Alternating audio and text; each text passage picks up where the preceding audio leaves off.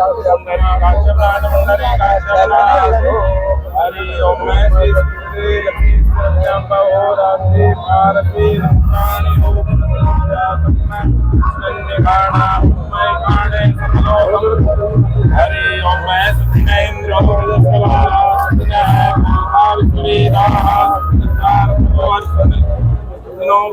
ददातु स्वस्ति कल्याणमस्तु ओम सत्येंद्रो वृतस्रवाः सत्येन भोगा विश्ववेदाः सत्येन स्वार्चो हरिसुमेमि दिनो ददातु सतमिन्नो सर्वभवन्तु देवादित्राणत्राय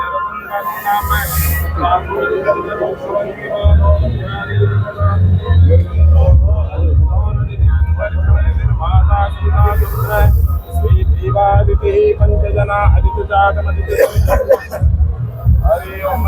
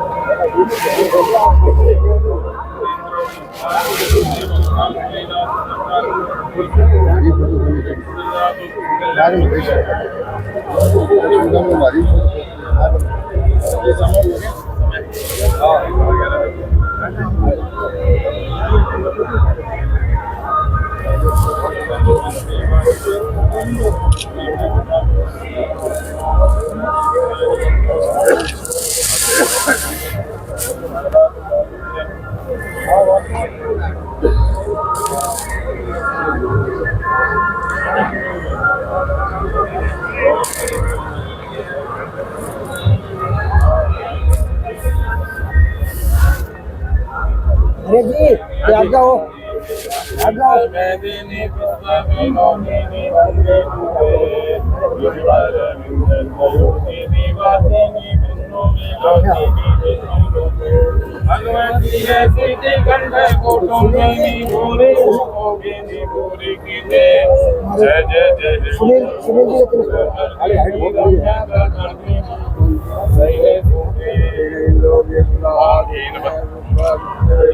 दो बलि राजा दानवेंद्रो महाबलय दीनत्वमन बदनामी रक्षे मातृ मातृ ब्रह्मा विष्णु समुद्रच्च रक्षा कुर्वन्तु केशवा आयुर्कीर्ति यशो बलम्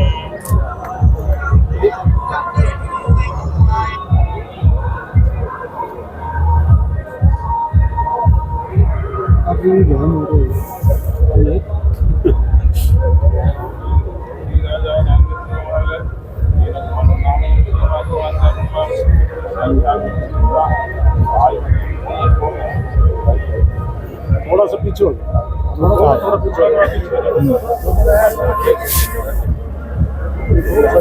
ये थोड़ा आए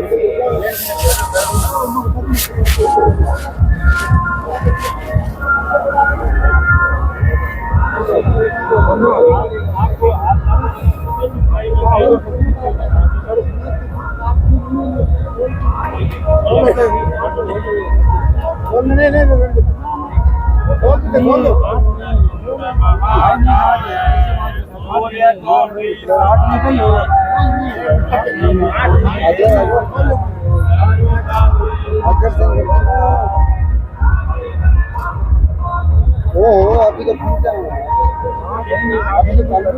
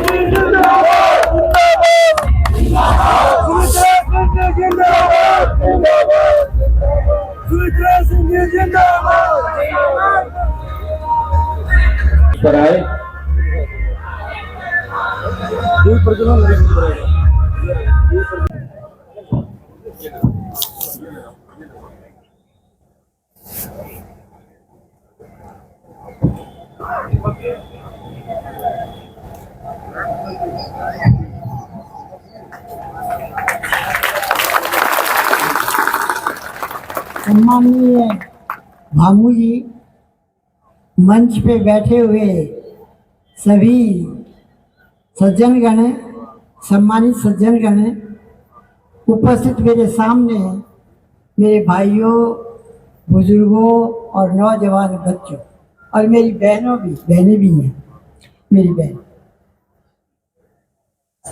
आप सब लोग आज एकत्रित हुए भाऊ जी को जो कैंप है उसके उद्घाटन के अवसर पर मैं आप सब लोगों का स्वागत करती हूँ। आप सब लोगों का बहुत बहुत अभिवादन करती हूँ कि इतनी संख्या में आप लोग उनका साथ देने के लिए पधारे। मैं केवल एक ही बात आपसे निवेदन करना चाहूँगी और वो ये भामू जी आपको आश्वस्त कर रहे हैं, बता रहे हैं कि वो जैसे जनता चाहेगी वैसे चलेगी। मैं आपको एक छोटी सी बात बताती हूँ। 1958 पहली बार मैं जीती थी 57 में, और 1958 में सुखाड़िया जी ने लगान के ऊपर सेस लगा दिया, लगान के ऊपर सेस, और वो सेस जब लगाया तो उस समय 160 आदमी थे विधानसभा के सदस्य।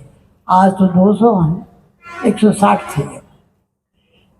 तो 160 सदस्यों में से 58 सदस्यों ने लिख के दिया कि साहब हम इसके विरोध में हैं और लगान पे सेस नहीं लगना चाहिए। और उनमें हम दो थे, एक मैं और एक शिवनाथ सिंह। 57 के अंदर हम 3 आदमी जीते थे यहाँ से, शिवनाथ सिंह जी, मैं और शीशा जी। तो हम तो उस समय 58 में तो मैं नहीं थी। 57 का चुनाव जब मैंने लड़ा तो चुनाव में सब कहते छोरी को वोट देंगे। 26 साल की मेरी उम्र थी और सब कहते छोरी को वोट देंगे। तो छोरी ने तो 1958 में ही किसानों के पक्ष में अपना वोट देने के लिए दस्तखत किए। और मैं एक निवेदन करना चाहती हूँ कि सन 1958 में राजस्थान कैनाल का जब शिलान्यास हो रहा था, उस समय मैंने प्रश्न पूछा था विधानसभा के, उसमें है रिकॉर्ड में, कोई भी जाके देख लेना उसे, उस रिकॉर्ड में है कि मैंने पूछा था प्रश्न के जरिए कि राजस्थान के अंदर राजस्थान कैनाल का निर्माण हो रहा है, क्या झुंझुनू जिले में भी इसका पानी आएगा? और यदि झुंझुनू जिले में इसका पानी नहीं आएगा तो झुंझुनू जिले के किसानों के लिए सिंचाई का क्या साधन होगा? तो मंत्री का जवाब था कि झुंझुनू के में इस पानी नहीं जाएगा, यहाँ का पानी नहीं जाएगा, यहाँ कोई दूसरी ही व्यवस्था की जाएगी। वो दूसरी व्यवस्था तो आज तक हुई नहीं। अब भामू जी कह रहे हैं हो सकता है ये ERCP की तरफ से जैसे वहाँ हो रहा 13 जिलों के अंदर है, हो सकता है कोई इस तरह की बात की हो। लेकिन एक बात मैं आपसे निवेदन कर दूँ कि कुंभाराम कैनाल के जरिए पानी यहाँ पे हम लाए और गांव-गांव के अंदर मीठे पानी की व्यवस्था की, पीने के पानी। बताओ है कि नहीं भाई, है कि नहीं? बताओ मुझे आप। गांव-गांव में कुंभाराम कैनाल का पानी आया। तो मैं आपसे निवेदन ये कर रही हूँ कि आवश्यकता, मुझे लोग एक बात पूछते हैं, आपने पिछली बार तो सपोर्ट किया बबलू को और इस बार कर रही हैं आप भामू को। मैंने कहा बबलू का मैंने जब सपोर्ट किया था मुझे नहीं मालूम था उसके बारे में किसी भी, लेकिन एक बात मैं आपसे कहना चाहती हूँ कि झुंझुनू जो निर्वाचन क्षेत्र है विधानसभा का, उसको रिप्रेजेंट किया सबसे पहले 1952 में आप नरोत्तम लाल जी जोशी ने, BLLB थे उस समय, और विधानसभा के स्पीकर बने, अध्यक्ष भी बने विधानसभा के। उसके नरोत्तम लाल जी के बाद में इस विधानसभा क्षेत्र का प्रतिनिधित्व मैंने किया। नो, नहीं, यहाँ से तो 6 बार ही किया, 3 बार पिलानी से किया, यहाँ से 6 बार किया। लेकिन यहाँ के लोगों ने मुझे कांग्रेस में रहते हुए वोट दिए, क्योंकि सारे मुस्लिम भाई जो हैं वो कांग्रेस के बंदे थे। आज तो वो बात नहीं है, लेकिन मैं जो कह रहे थे कि मुसलमानों को साथ नहीं देते, 1990 में जब चुनाव हुआ, उससे पहले 87 में बालूराम हत्याकांड हो गया, और उस समय उस बालूराम हत्याकांड के वक्त में सारे मामले की जिम्मेदारी मेरे ऊपर थी, मैं उसकी अगुवा थी। और उस समय सारा जिला जिसे कहना चाहिए वो कह रहा था कि भाई सुमित्रा ने बहुत वो किया है, इसलिए इसके कहना मानेंगे। तब मेरे दिमाग में ये बात आई, ये सब कर रहे हैं, बता रहे हैं, तो मैं तो चली गई 90 के अंदर पिलानी कॉन्स्टिट्यूंसी में, और यहाँ हमने माहिर आज़ाद को जिताया, ये इस सोच के साथ कि भाई गाँव के अंदर तो जो जाट बंधु हैं और लोग भी उनके साथ जो जुड़े हुए हैं, अन्य जातियाँ भी, वो अपने कहने से वोट देंगे, और मुस्लिम भाई जो है वो मुस्लिम के नाते वोट देंगे ही देंगे, इसलिए ये जीत सकता है और यहाँ से जीतेगी। तो मौका जब कभी आएगा तो कोई हमारे दिमाग में ये बात नहीं है कि भाई मुस्लिम नहीं होना चाहिए, जो इलाके की बढ़िया सेवा करेगा। आप पिछली बार भामू साहब का मैंने विरोध किया, लेकिन 5 साल में हारने के बाद में आदमी हताश हो जाता है, लेकिन भामू हताश नहीं हुए। भामू ने 5 साल में लोगों के सुख दुख में जाना आना और संपर्क रखा, जो संपर्क रखा आज उसी का फल है, इतनी संख्या में लोग यहाँ पे पधारे, उसी का फल है। और जिस तरीके से वो चल रहे हैं, देखिए आपका और हमारा सबका फर्ज है। मेरे पास कोटा से आज सुबह एक पत्रकार का टेलीफोन आया, तो उसने कहा शाबाश सुमित्रा जी, अभी हमें गर्व है इस बात का कि राजनीति में ऐसे लोग भी जिंदा हैं। उन्होंने कहा खबर पढ़ करके, जो अखबार में खबर आई वो पढ़ के उन्होंने कहा कि हमें फक्र है कि आपके जैसे लोग राजनीति में जिंदा है, तो कम से कम बताते तो हैं कि क्या गलत किया है। हाई कमांड, जैसे दीनदयाल जी ने कहा था कि हाई कमांड यदि गलती करे तो उसे कार्यकर्ता सुधार करें उसमें, तो अब तो सुधार कर रहे हैं, क्या क्या गलत काम कर रहे हैं, और इससे पता भी लगेगा कि भाई क्या है। देखिए सबसे बड़ी चीज जो मैं आपसे बताती हूँ वो शिक्षा है, और शिक्षा जो आज क्या एक लिख रखा है बबलू ने 10वीं, अब 10वीं पास है फेल है, ये नहीं लिखा आगे, ये नहीं लिखा, 10वीं लिख रखा है। तो जिस निर्वाचन क्षेत्र को नरोत्तम लाल जी जोशी जैसे BA ने, सुमित्रा सिंह जैसी 53 की है, मैं 53 की पोस्ट ग्रेजुएट हूँ मैं, सब 53, तो वो रिप्रेजेंट किया है उसको एक 10वीं जिसका ये पता नहीं पास है फेल है, वो रिप्रेजेंट कर रहा है। इसलिए हमारा और आपका सबका ये फर्ज बनता है कि आज इतने साल हो गए, पिछले 15 साल से यहाँ पे ब्रिजेंद्र जी होड़ा प्रतिनिधि बने हुए, विधायक बने हुए, एक मामले में भी वो बोलते ही नहीं, विधानसभा में कभी बोले ही नहीं। आप मुझे बताओ, खेल यूनिवर्सिटी झुंझुनू में प्रस्तावित थी और वो ले गए जोधपुर, बोला ही नहीं। सब बाग बनना चाहिए था झुंझुनू में, क्योंकि चूरू और सीकर के बीच में झुंझुनू है, संभाग हमारे यहाँ बनना चाहिए था, बोला नहीं, कोई नहीं बोला।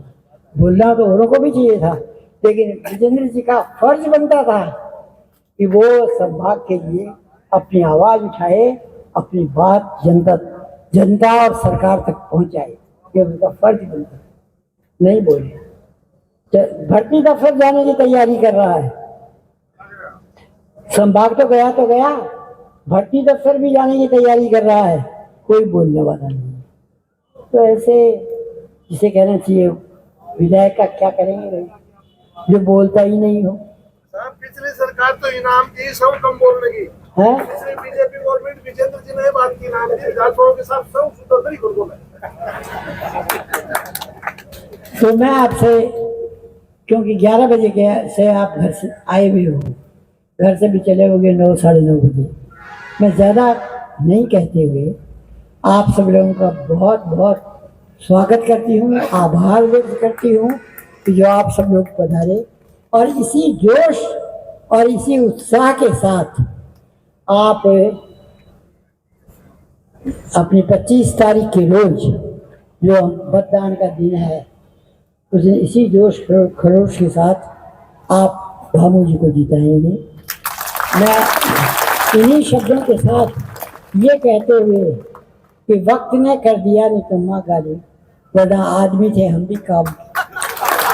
उम्र ने कर दिया, तो मैं कहती हूँ उम्र ने कर दिया निकम्मा सुमित्रा, वरना आदमी थे हम भी काम की। इन्हीं अपने शब्दों के साथ आप सब लोगों का उन्हें बहुत बहुत अभिवादन करते हुए, बहुत बहुत स्वागत करते हुए, बहुत बहुत धन्यवाद देते हुए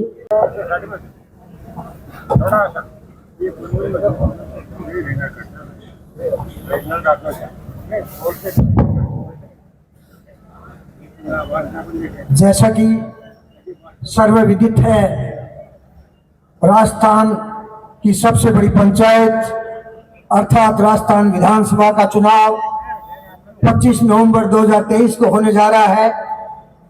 उसी के निमित्त आज झुंझुनू विधानसभा के प्रत्याशी में स्वयं निर्दलीय रूप में उसके कार्यालय के उद्घाटन परम सम्माननीय सुमित्रा सिंह जी के करकमलों से हुआ है। अभी वो मंच पर विराजमान है और कार्यक्रम की अध्यक्षता कर रही हैं।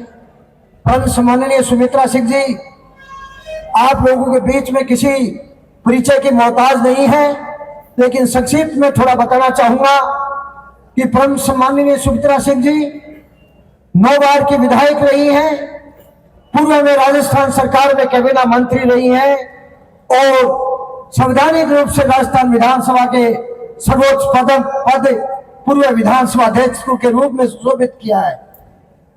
परम सम्माननीय सुमित्रा सिंह जी हमारे राजस्थान के कदावर नेताओं में की अग्रणी पंक्ति में गिनती आती है और झुंझुनू की तो ये शान है, हमारा अभिमान है, हमारा गौरव है। आज मंच पे संतों का सानिध्य भी हमें प्राप्त है। प्राचीन शास्त्रों में लिखा है कि भगवान और संतों का सानिध्य वो दुर्लभ बताया गया है। आप और हम सभी बड़े गौरवशाली हैं, बड़े भाग्यशाली हैं कि संतों का सानिध्य भी हमें मिल रहा है। मंच पर झुंझुनू विधानसभा के कोने कोने से पधारे हुए बहुत ही सम्माननीय लोग यह मंच पे विराजमान है। झुंझुनू की धरती शक्ति भक्ति और समर्पण की धरती है, सूरवीरों की धरती है, भामाशाहों की धरती है, माँ सती दादी की धरती है। तो मंच पे मैं किसी का नाम संबोधन नहीं करूं, बल्कि झुंझुनू विधानसभा के हर वर्ग के बहुत ही अति सम्माननीय प्रतिष्ठित महानुभाव और जनप्रतिनिधि यहाँ विराजमान है, उनका मैं तहे दिल से सम्मान करता हूँ और स्वागत करता हूँ।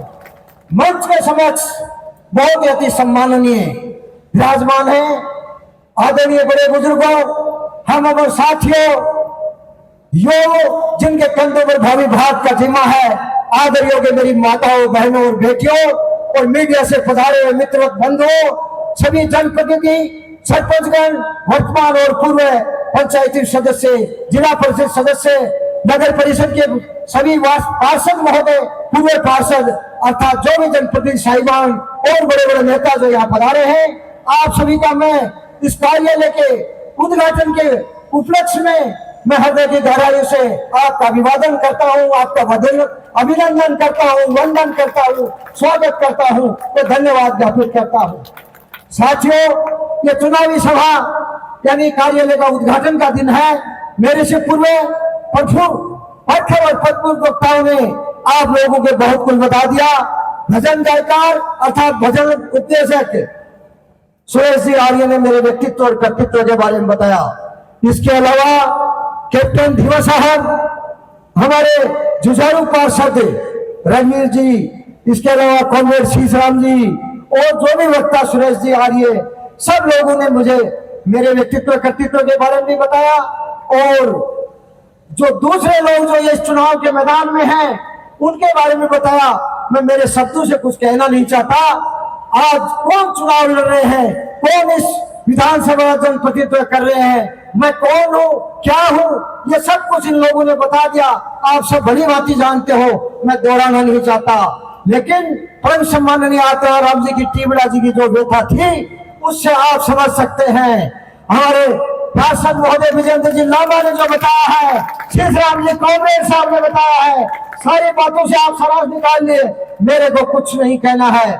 मैदान में कई लोग यहाँ आ चुके हैं, शायद कोई और भी होंगे। आप लोगों को फैसला करना है, फैसला आपका, हौसला मेरा। मैं आप लोगों को इस मंच के माध्यम से विश्वास दिलाना चाहता हूँ कि मैं आपकी कसौटी पे पूरे विश्वास के साथ खड़ा उतरने की कोशिश करूंगा। कभी कोई गलती नहीं होगी। मेरा इस विधानसभा में मेरा एजेंडा है गरीब, मजदूर, किसान और युवा सबके कल्याण के लिए और उनके विकास के लिए मैं संकल्पित हूं और इस संकल्प को मैं समयबद्ध रूप से पूरा करूंगा। आपकी आशाओं पर खरा उतरूंगा। और मेरी माता, बहन, बेटियां जो बहुत समय से इज्जत के लिए तरस रही हैं, मैं उनको पूरा सम्मान दूंगा मेरे कार्यकाल में। साथियों, यमुना जल की जो बात आई, ये मेरे जीवन की एक कसक है। जल जीवन है, जल आस्था का विषय है। मई 1994 में यमुना जल समझौते के हुआ था, जिसमें 6 राज्य शामिल थे। 6 में से 5 राज्यों में यमुना जल समझौता लागू हो चुका है। उसके बाद में 2001 में झुंझुनू के बारे में तय हुआ था। 1900 क्यूसेक पानी हमारे यहाँ ताजा वाले हेड से आना था, लेकिन यहाँ के जनप्रतिनिधियों, यहाँ की सरकारों की उदासीनता, अकर्मण्यता के कारण आज झुंझुनू विधानसभा यमुना जल के लिए तरस रही है। मंच के माध्यम से मांग की गई। मैं आप लोगों का विश्वास दिलाता हूं कि ईंट से ईंट बजा दूंगा। आप लोगों के सहयोग से यमुना जल जो समझौता 2025 में खत्म होने वाला है, निश्चित रूप से आपके सहयोग से हम लागू करके रहेंगे। जल के बिना आज झुंझुनू नहीं बल्कि कोई भी आदमी की सर्वाइवलिटी नहीं है। ये हमारे लिए लाइफ लाइन है। तो मैं आपको मंच के माध्यम से विश्वास दिलाता हूं कि आपकी अपेक्षा और सारी बातों में मैं खड़ा उतरूंगा। जैसा कि मेरे पूरे वक्ता सुरेश जी ने कहा, अगर जरूरत पड़ी तो ये इस्तीफा भी दे देंगे। मैं आप लोगों से वादा करता हूं कि मैं एक आप लोगों की आदेश के पालना में चुनाव लड़ रहा हूं। मेरी कोई खुद की महत्वाकांक्षा नहीं है, लेकिन जनता के साथ जो अन्याय हो रहा है, जो यहाँ बाजार में आत्माराम जी जैसे, विजेंद्र जी लामा जैसे जो वक्ताओं ने जो व्यथा बताई, उस चीज को मिटाने के लिए मैं आदेश के लिए चुनाव लड़ रहा हूं। मेरा खुद का कोई मोह नहीं है। मैं ज्यादा कुछ नहीं कहूंगा, और भी वक्ता हैं। आज मुझे इस बात की खुशी है कि यहाँ मेरे साथी, मेरे मित्र, मेरे से छोटे, मेरे अग्रज राजीव जी चौधरी भी हम मंच में विराजमान हैं। उनकी अनुकंपा से और माता तुल्य सुमित्रा सिंह जी के आदेश से, उनके आशीर्वाद से, उनके प्रेरणा से मैं आप लोगों को साथ लिए आगे बढ़ रहा हूं। आप लोग मुझे साथ दें, राजेंद्र भामू बनकर सारे चुनाव लड़े। चुनाव के बाद में मैं एक प्रतिनिधि तो जरूर होगा, लेकिन हर आदमी अपने आप को विधानसभा जाने के बाद अपने को विधायक समझे। मैं आप लोगों के बीच में उसी तरह आम बनकर रहूंगा। एक मैं आप लोगों से वादा करता हूं कि भविष्य में कभी भी हो सकता है मैं आपका नाम भूल जाऊं, गांव भूल जाऊं, लेकिन मेरे लायक कोई भी काम हो तो मेरे से हाथ पकड़ ले। मैं कभी ये नहीं पूछूंगा कि सत्तर साहब को साथ लाए क्या, पार्षद महोदय को साथ लाए क्या, या किसी बड़े जनप्रतिनिधि को साथ लाएगा। सीधा संवाद करूंगा और मैं खून की आखिरी बूंद तक आपके लिए पसीना बहाता रहूंगा। मैं ये वादा करता हूँ। और मैं बहुत कुछ बोल रहा होगा, कोई बात आपको ठेस लगी हो तो मैं आप लोगों से क्षमा प्रार्थी हूँ। मैं बार बार आप लोग इतने बड़ी संख्या में पधारे और पिछले 7 दिन से आप शायद मेरे हिसाब से प्रतिदिन यहाँ आ रहे हो। जैसा कि सुरेश जी ने कहा 40 तक अपने को यही रखना है। और मैं साथ में एक निवेदन और करना चाहता हूँ। सभा तो आज हो गई अपनी, एक नॉमिनेशन फाइल करेंगे उस दिन, बहुत बड़ा जनसंवाद लेके आप आएंगे, मेरे को आशा है। उसके अलावा चुनाव वो पार्टी जीतती है जो बूथ जीतती है। तो मैं आप लोगों से विनम्र आग्रह करना चाहूंगा कि राजेंद्र भागो बनकर हर बूथ पे आप जाएं। और विशेष रूप से मेरा युवाओं से और महिलाओं से आग्रह है कि चुनाव वही पार्टी जीतती है जो बूथ जीतती है, और यूथ है तो बूथ है।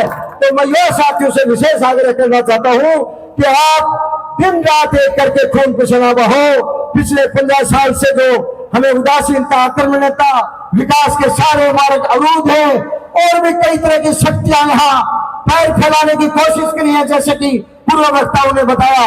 उन चीजों को और इस झुंझुनू में जो भाईचारा, अमन चैन सब कायम करना है। मेरा एजेंडा मानव धर्म की सेवा करना है। सर्व जाति, सर्व धर्म, सर्व समाज, यही मेरा एजेंडा है। इसी पे मैं रहा हूं और इसी पे रहूंगा, इसी पे मैं चुनाव लड़ूंगा। और जनता का चुनाव है, जनता प्रतिनिधि बनेगी। इन्हीं शब्दों के साथ मैं मेरी वाणी को विराम देते हुए, सुमित्रा सिंह जी से आशीर्वाद लेते हुए, सभी बातों को छोड़ते हुए आप मेरी बात को विराम देता हूं। जय हिंद, जय भारत। एक तो सारा आपा एक जी का आदमी बैठना, तो एक जोरदार नारे के साथ शुरुआत करूंगा। और मैं आपन भी है बात को पता चल जागो कि आपा कितनी मजबूतियों लड़ रहा है, और दूसरा भी है बात को पता चल जागो कि ये सड़क की तारते कुतरनाड़ा ही घेर की चारों ना कहूं ताने बड़ी ही बाड़गी राग दूंगा।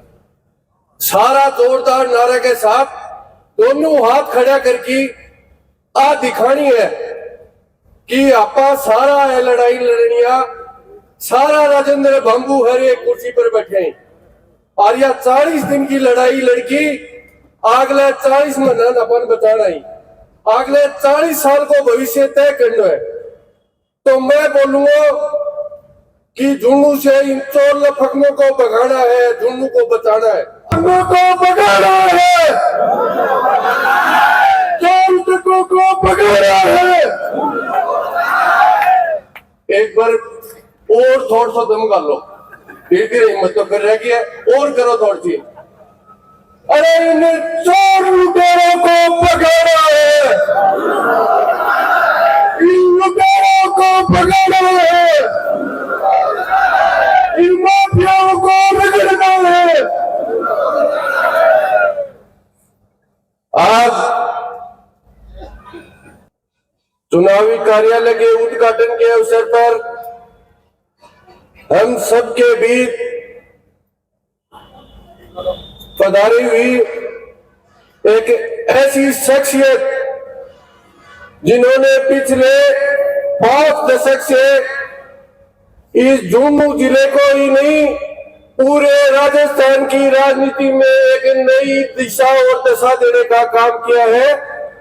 वो सुमित्रा सिंह जी, जिनके साथ हमारी 3 पीढ़ियों ने काम किया है, और हम वही लोग हैं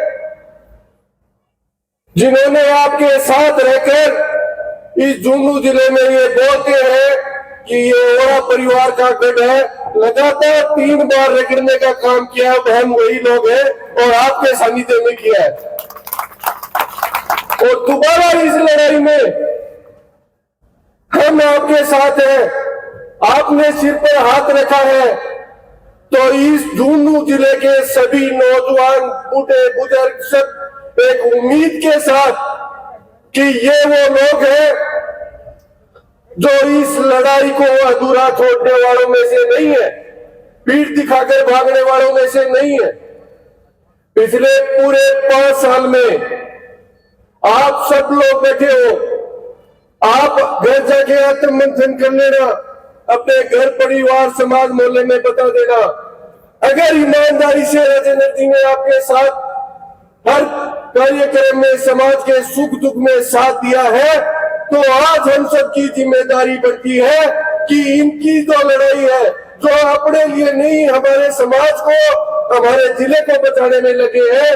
हम इनको कमजोर छोड़ने की बजाय सारे के सारे मिलकर साथ थे। हमें बताना है हमारे समाज मोहल्ले में क्या करना है, क्योंकि वहां की व्यवस्थाएं हमें तय करनी है। हमें इनको ये बताना कि आपकी ये ड्यूटी बनती है और हमने ये मोर्चा संभाल के रखा है। धीरे धीरे 5 से 50,000 और धीरे धीरे सब एक संकल्प के साथ लगेंगे तो वो दिन दूर नहीं है कि सारे के सारे मिलके हम झुंझुनू की विधानसभा के गेट तक पहुंच जाएंगे। और पिछले कई सालों से आजादी के बाद इस झुंझुनू जिले का जो माहौल है वो सुख शांति समृद्धि और भाईचारे का रहा है।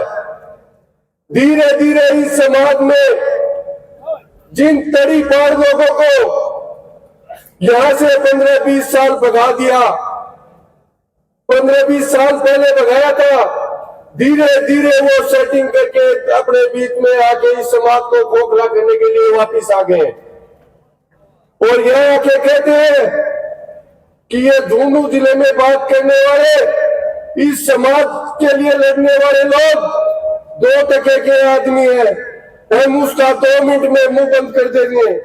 मैं कहना चाहता हूं वो मंच के माध्यम से भाषण देते हैं कि आपको ऐसा आदमी चाहिए जो विधायक के सामने बोलने तक का मादा नहीं रखते हो, मतलब 2 मिनट में तारी डीपी चेंज करा दूं तो ये बच्चे जज करा दे बने।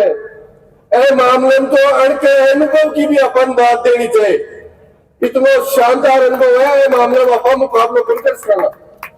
अपन तो लड़ाई ऐ बात की लड़नी है कि ये राजनीति हमारे समाज की, हमारी शिक्षा की सारी व्यवस्था ही तय करती है कि तो क्यों न हम अपनी राजनीति खुद तय करें। हम मूल्यों के साथ लड़ने वाले लोग हैं, हम समाज की व्यवस्थाओं के लिए लड़ने वाले लोग हैं और आप सब लोग समाज में जाके, गांव में जाके, शहर में जाके, गाड़ी गाड़ी में ये चीज बताएंगे। अगर नौजवानों को अगर कोई पूछ रहा है कि ये नौजवान आपके लिए लड़ने वाला है या नहीं है, अगर दूसरी पीढ़ी में अगर वयस्क लोग हैं वो जाके पूछ लेना कि राजेंद्र जी ने ईमानदारी से उनकी लड़ाई 5 साल लड़ी है या नहीं लड़ी है। और उससे अगली जो पीढ़ी है, हमारे बुजुर्ग लोग हैं, उनसे जाके ये पता कर लेना कि सुमित्रा जी ने उनकी लड़ाई ईमानदारी से लड़ी है या नहीं लड़ी है। और उसके बाद सब मिलके अपन तय करेंगे और सारे के सारे मिलकर एकजुट रहो, इस व्यवस्था को हम बदल देंगे। जय हिंद, जय भारत।